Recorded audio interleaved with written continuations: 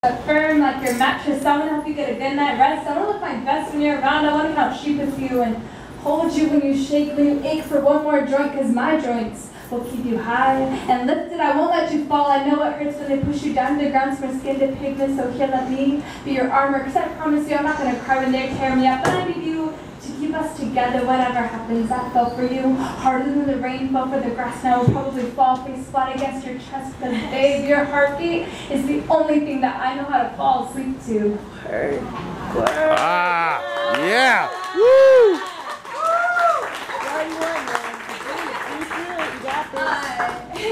So I was telling some people that last time I was in front of a crowd, I was in Hawaii, and their open mics happen once a month, and it's in the back of a cafe. It's like in the back of a cafe, but there's like 300 people there every time.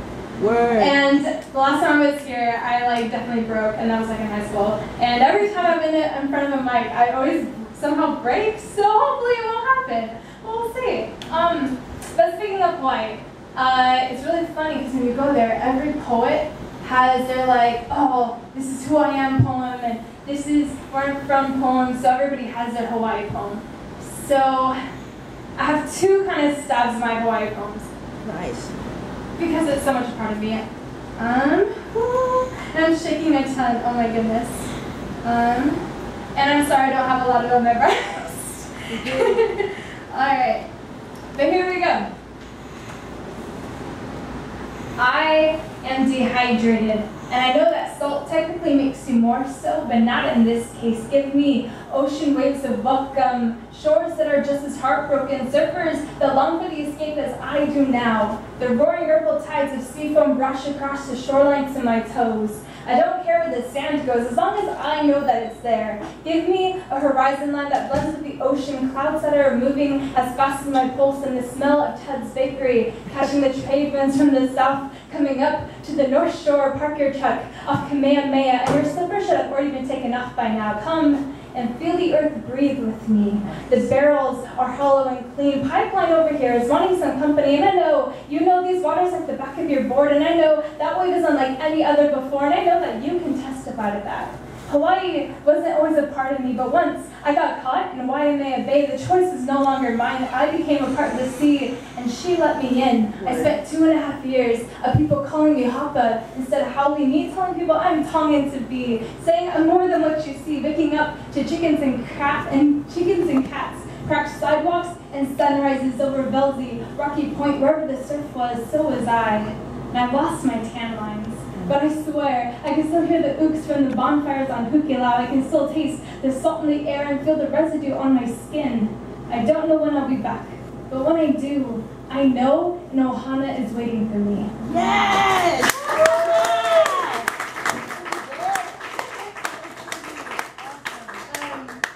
And then I wrote another poem about Hawaii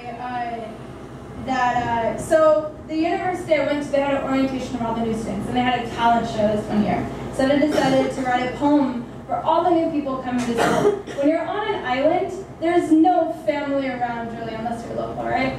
So this is kind of like, it was scary. The first time when I moved to Hawaii, I hated it the first year.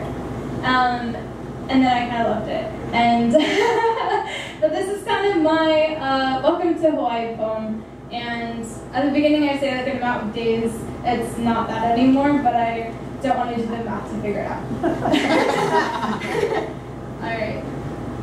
It's been 256 days since my plane flew into Hawaii. I know this because I write a letter or a postcard every day, and I'm really good at keeping tally marks. And if you don't believe me, just ask to look at my journal. It looks like a catastrophe, but you'll learn. Everyone here has a different story, and sometimes they look a little different than yours. You see, it's hard for me to let go of people. Once I find someone who will squeeze my hand a little tighter, hug me a little longer, travel a little further, it's hard for me to not keep them glued to the walls of my memory locker.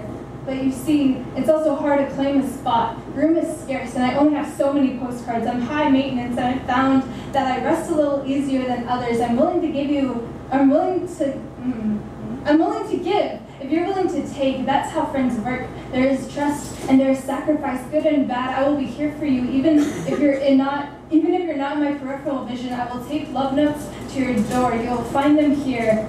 People who are willing to love the broken, they are willing to accept you, and all you have to offer. People will stretch arms like they stretch their hearts wider. I think that's why it rains so much. The heavens get overjoyed by the love the students are willing to share. Here, you will find the sun, both a blessing and a temptation. The waves will always be calling your name, but be sure to take the time to study. Here, it can get hard to take an extra time to read it.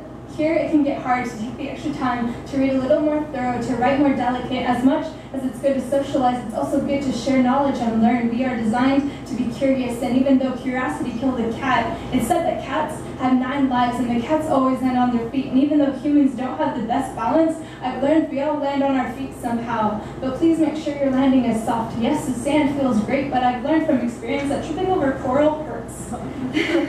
I've also have had someone willing to take my hand and lift me to my heels to dust off that sand from my kneecaps. You know, there are a lot of wild cats here. Be sure to get out and try to find them all. They might be a little scared at first, but they are really quite nice. Be sure to go out. Not necessarily with each other, but go out of your comfort zone. Go outside your holiday once in a while, trust me. I'm amazed with every sunset here. They are all so different and unique. It's all about your attitude. I know we can't go on vast road trips to other states or hop on a plane to go another island. No, we're all stuck together on this 596.7 square mile piece of rock. We better make the best of it, yeah?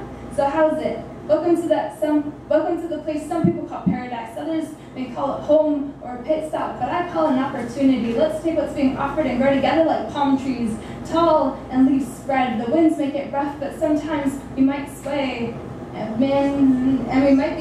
we will always be rooted to a system where we can call and say that we were all here, and we got to experience that sunset. We'll say no one else ever saw a sunset like that before. This is a once-in-a-lifetime sort of sunset. This is a once-in-a-lifetime moment that I got to share with you. Know what to do with moments like this? Well, I'll tell you what I'm going to do. I'm going to stop and listen and then glue the sound waves onto sheet music, and I'm going to hang the notes from my students so when I go to sleep at night, my memory locker will always know a lullaby to sing to me.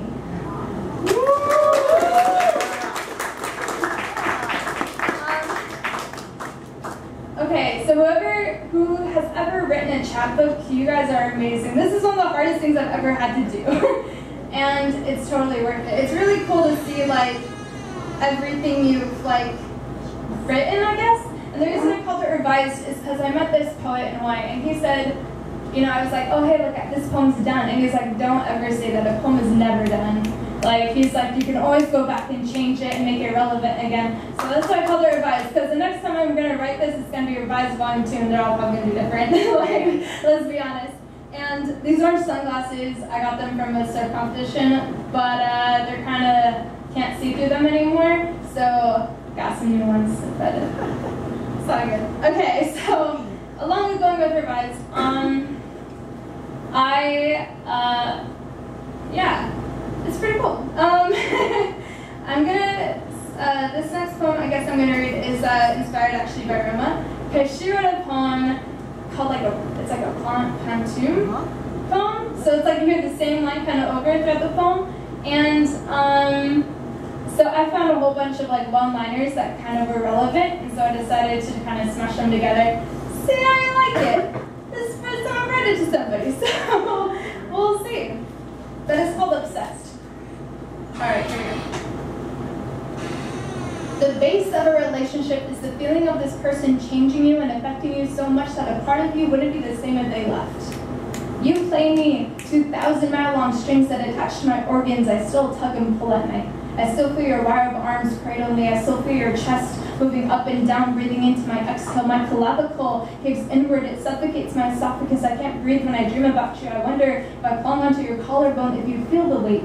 You pulled me out of your ribcage, but I didn't want to let go, so I climbed up your vertebrae and decided that you were worth falling into. You play me 2,000-mile-long strings that attach to my organs. I still tug and pull at night. I still feel your wire arms cradle me. I still feel your chest moving up and down, breathing into my exhale. I know I don't read very well, but I want to translate the braille of your backbone. I'll take notes with my fingers. fingertips. You pulled me out of your rib cage, but I didn't want to let go, so I climbed out of your vertebrae, or I climbed up your vertebrae and decided you were worth falling into. I want to know the secret to why you stand off center. I think I might find the answer somewhere in between your rib bones. I know I don't read very well, but I want to translate the braille of your backbone. I'll type notes with my fingertips. I want to put your love into glass vials and inject it into my bloodstream. I want to be addicted to the point where my skin peels away, leaving what I have to truly offer you. I need to rely on that sort of love. I want to know the secret to why you stand off center. I think I might find the answer somewhere in between your rib bones. I got so close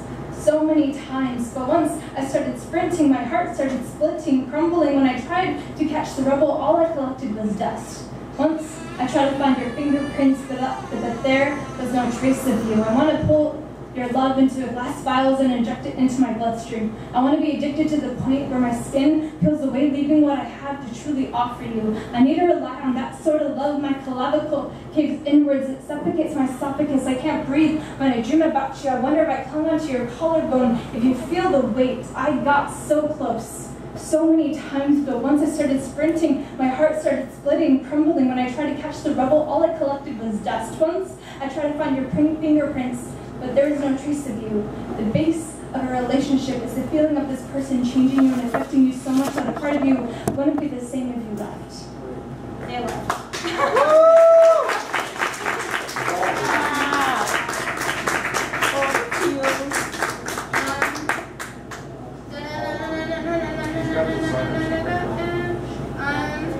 Okay, so speaking of tongue twisters,